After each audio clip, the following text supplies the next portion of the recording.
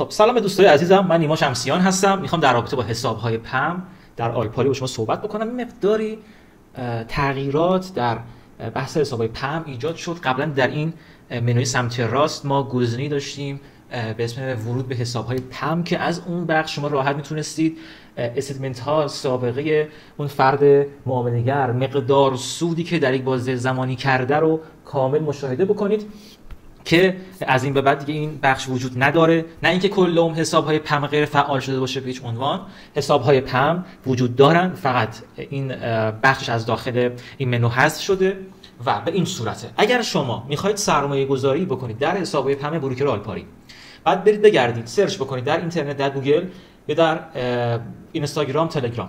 اگر فردی رو پیدا کردی که از نظر شما تریدر اوکی هست، تریدر حرفه‌ای هست و میتونید روش حساب باز بکنید و در آلپاری هم حساب داره، شما لینک ورود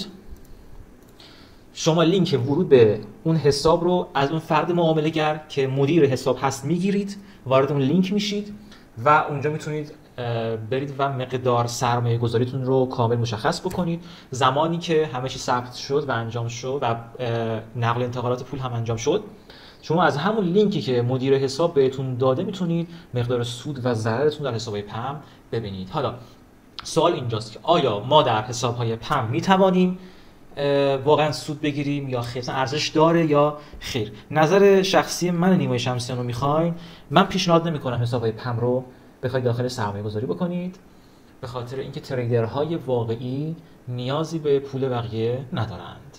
متوجه معامله‌گرهای حرفه‌ای و با سابقه، این دوستانی که حالا تازه وارد هستن، موجودی خاصی ندارن، این دوستان قابل اعتماد نیستن، با اینکه بسیار برای من قابل احترام هستن، ولی برای بحث سرمایه گذاری من پیشنهاد نمی‌کنم.